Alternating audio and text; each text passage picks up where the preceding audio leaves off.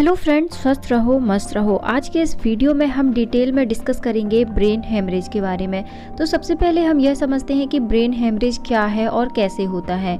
तो brain haemorrhage उस condition में होता है जब ब्रेन में ब्लड पहुंचाने वाली वेसल्स मींस खून की नस किसी कारण से फट जाती हैं, जिसकी वजह से ब्रेन के अंदर इंटरनल ब्लीडिंग होने लगती है। अब यदि आपके ब्रेन के अंदर इंटरनल ब्लीडिंग होने लगती है और वह रेगुलर होती रहती है, तो इससे आपके ब्रेन के जो सेल्स होते हैं वह धीरे धीरे डैमेज होने लगते हैं या फिर डेड होने लगते हैं। ब्रेन हेमरेज एक ऐसी कंडीशन है जिसमें आपको तुरंत हॉस्पिटलाइज होने की ज़रूरत होती है।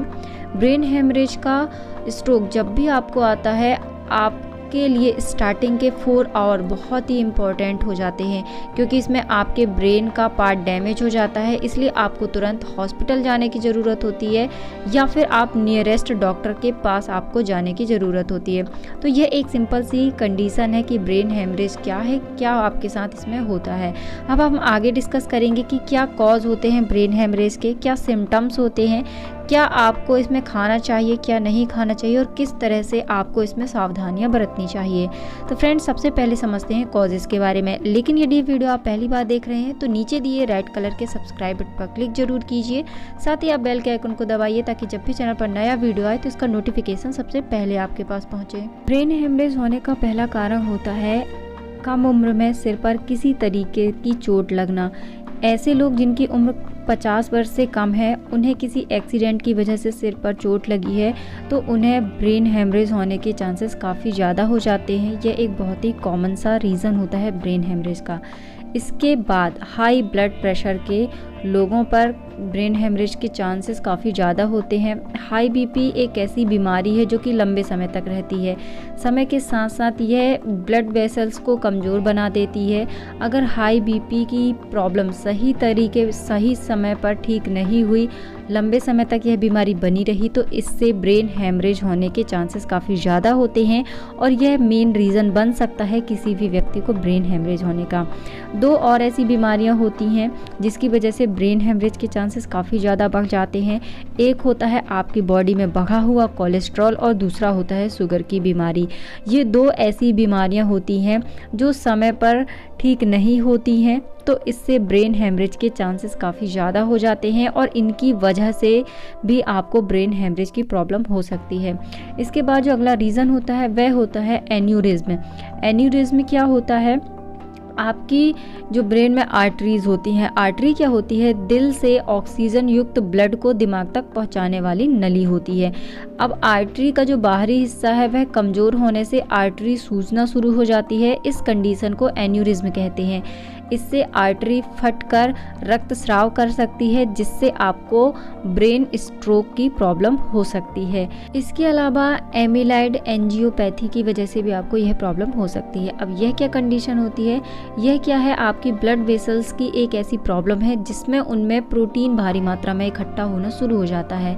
अब यह जो प्रॉब्लम होती है यह आपको बढ़ती उम्र की वजह से भी हो सकती है या फिर हाई बीपी होने के कारण भी हो सकती है। तो इसके कारण भी आपको ब्रेन हेमरेज की समस्या हो सकती है। इसके अलावा शरीर में जो ब्लड का फ्लो है, रक्त का स्राव है, उसमें किसी तरह की प्रॉब्लम होती है तो फिर आपको यह कंडीशन हो सकती है, जैसे कि हीमोफीलिया या फिर सिकल सेल एनीमिया होने के कारण आपकी बॉडी में ब्लड प्लेटलेट्स की कमी हो सकती है, जिसकी वजह से आपको ब्रेन हेमरेज की प्रॉब्लम हो सकती है। यदि लीवर के किसी तरह की आपको बीमारी है तो भी यह एक रीज़न होता है कि आपको इसकी प्रॉब्लम हो जाए। और जो अगला रीज़न होता है, अगला कारण होता है, वह होता है दिमाग में यदि आपके ट्यूमर है, तो यह भी एक बहुत बड़ा रीज़न होता है, बहुत बड़ा कारण होता है ब्रेन हेमरेज का। ब्रेन हेमरेज होने पर आपके बॉडी में कई सारे लक्षण आपको दिखाई दे सकते हैं। यह इस बात पर डिपेंड करता है कि आपको ब्रेन हेमरेज दिमाग के किस पार्ट में हुआ है और ब्रेन के कितने टिश्यूज़ डैमेज हुए हैं। इस बात पर डिपेंड करता है कि आपको आपकी बॉडी पर किस तरह के सिम्टम्स दिखाई देंगे। लेकिन यदि आपको मैं सिम्टम्स जो बता रही हूँ उनमें से कोई भी सिम्टम्स दिखाई देता है या इस तरह की चीज़ें आपके साथ सडनली हो रही हैं, तो आपको बिल्कुल भी इसमें देरी नहीं करनी है। तुरंत आपको डॉक्टर को कॉल करना है, आप एम्बुलेंस को बुला लीजिए, नियरेस्ट डॉक्टर के पास जाइए। आपको इसमें हॉस्पिटलाइज होने की ज़रूरत होती है, इसलिए आपको इसमें लापरवाही बिल्कुल भी नहीं करनी है। तो चलिए मैं बताती हूँ कि आपको किस तरह के सिम्टम्स इसमें दिखाई दे सकते हैं। आपके सिर में अचानक से बहुत तेज़ दर्द हो सकता है जो कि आपको कभी नहीं हुआ हो। आपको ऐसे दौरे पड़ सकते हैं जो कि पहले कभी नहीं आए हों।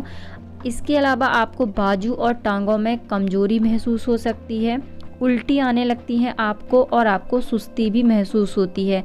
आपकी बॉडी में शून्यता समझ में आपको आएगी कि आपकी बॉडी का कोई जो पार्ट है वह पैरालाइज्ड हो रहा है, सुन्न हो रहा है। आपकी बॉडी का पूरा पार्ट भी आपको महसूस हो सकता है और आपकी बॉडी के कुछ अलग अलग पार्ट्स भी सुन्न आपको होते हुए दिखाई दे सकते हैं। बोलने में और समझने में आपको परेशानी हो सकती है, लिखने और पढ़ने में भी आपको प्रॉब्लम हो सकती है। इसके अलावा आपको कुछ और चीज़ें जैसे कि आपका सिर चकराना, सडनली आपको ऐसा महसूस होगा कि आपको चक्कर आ रहे हैं, आपका सिर चकराने लगेगा, आप ठीक से बैठ नहीं पाएंगे, ठीक से खड़े नहीं हो पाएंगे, आप तरीके से चल भी नहीं पाएंगे, आपके साथ यह भी कंडीशन हो सकती है। तो कुछ इस तरह के सिम्टम्स यदि आपको दिखाई देते हैं तो आपको इसमें लापरवाही बिल्कुल भी नहीं करनी है और आपको तुरंत डॉक्टर से कांटेक्ट करना है। अब यदि आपको इस तरह के सिम्टम्स दिखाई दे रहे हैं तो आपको डॉक्टर के पास जाना है, उन्हें सिम्टम्स बताने हैं और आपको किस तरह के टेस्ट करवाने हैं ताकि यह कंफर्म हो जाए कि आपको ब्रेन हेमरेज हुआ है या फिर नहीं हुआ है। तो आपको इसमें रेडियोलॉजी चेकअप कराना चाहिए, जैसे कि आप सीटी स्कैन कराइए, एमआरआई कराइए। तो इससे आपके जो ब्रेन में हेमरेज हुआ है या ब्रेन की कोई नस फटी है जिसकी वजह से ब्लड का फ्लो होना शुरू हो गया तो वह आपको पता चल जाएगा। इसके अलावा आप स्पाइनल टैप करा सकते हैं। इसमें क्या होता है, आपकी रीढ़ की हड्डी में सुई डालकर एक तरल पदार्थ निकाला जाता है जिससे जांचा जाता है कि आपको ब्रेन हेमरेज हुआ है या फिर नहीं है, क्योंकि जो रीढ़ की हड्डी हमारी होती है वह ब्रेन से जुड़ी हुई होती है, हमारे दिमाग से जुड़ी हुई होती है और रीढ़ की हड्डी को सेकंड ब्रेन भी कहा जाता है। तो आपके दिमाग में क्या चीज़ें चल रही हैं, क्या हो रहा है, यह काफ़ी हद तक आपकी रीढ़ की हड्डी से भी पता लगाया जा सकता है। तो इसके लिए आप स्पाइनल टैप का भी टेस्ट करा सकते हैं। अब ब्रेन हेमरेज होने पर आपको क्या खाना चाहिए और क्या नहीं खाना चाहिए, तो सबसे पहले आप यह समझिए कि जब किसी भी व्यक्ति को ब्रेन हेमरेज की प्रॉब्लम होती है तब उसे पैरालाइज होने की जो चांसेस होते हैं, उसके पैरालाइज्ड होने के चांस होते हैं वह काफ़ी ज़्यादा होते हैं। और जब आपका ब्रेन और आपकी बॉडी दोनों ही ठीक तरीके से काम नहीं करते हैं तो आपको स्पेशल तरह की डाइट फॉलो करने की ज़रूरत होती है।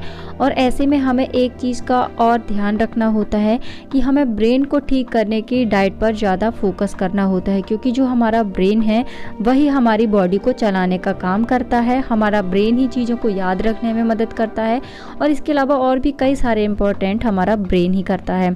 तो अब ब्रेन को सबसे ज़्यादा दो चीज़ों की ज़रूरत होती है, एक तो होता है एनर्जी और दूसरा होता है प्रोटीन, क्योंकि हमारी बॉडी का अधिकांश जो पार्ट है वह इसी से बना होता है।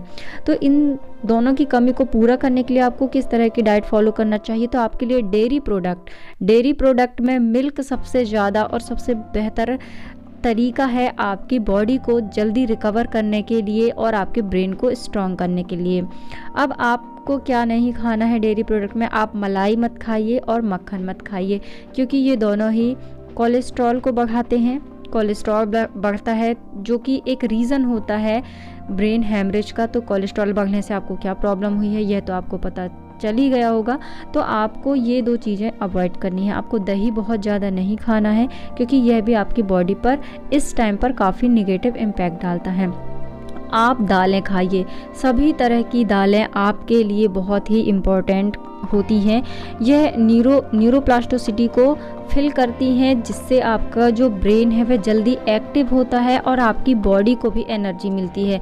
देखिए बहुत से लोग इसमें दलिया आपको खिलाते हैं या और भी कई सारी चीज़ें खिलाते हैं जिससे आपकी बॉडी को बहुत ज़्यादा एनर्जी नहीं मिलती है। तो आप ऐसी डाइट लीजिए जिससे आपको ताकत भी मिले और आप जल्दी से एक्टिव भी हो सके। इसके अलावा आप मशरूम खाइए और सोयाबीन का सेवन करिए, तो ये भी बहुत ही अच्छे फूड होते हैं। यदि आप नॉन वेजिटेरियन हैं, आप नॉन वेज भी खाते हैं, तो इसके लिए आप क्या खा सकते हैं, एग खाइए और फिश का सेवन करिए। इनमें कोलेस्ट्रॉल की मात्रा भी कम होती है और आपकी बॉडी को एनर्जी भी तेज़ी से मिलती है और ये आपकी बॉडी को तेज़ी से रिकवर होने में मदद करता है, जिससे आपकी बॉडी काफ़ी जल्दी एक्टिव हो जाती है। अब आपको क्या ध्यान में रखना है कि आपको चिकन और मटन इस तरह की चीज़ों से दूर रहना है, क्योंकि ये फ़ैट से फिल होती है, इनमें फ़ैट बहुत ज़्यादा होता है, जो कि आपके लिए इस कंडीशन में बिल्कुल भी ठीक नहीं होता है। अब यदि आप बीपी के पेशेंट हैं तो आपको इसमें नमक कम लेना है, अचार नहीं खाना है, चटनी नहीं खाना है, क्योंकि देखा गया है कि जो बीपी के पेशेंट होते हैं उसमें 80% जो सेरेब्रल हेमरेज की प्रॉब्लम होती है वह हाई बीपी के लोगों को ही होती है। तो ऐसे में आपको अपनी डाइट बहुत ज़्यादा मेंटेन करने की ज़रूरत है। यदि आपका बीपी कम या ज़्यादा होता है, रेगुलर ऐसा होता रहता है, तो फिर आपको अपने बीपी पर बहुत ज़्यादा ध्यान देने की ज़रूरत है। तो ये चीज़ें आपको नहीं खानी है।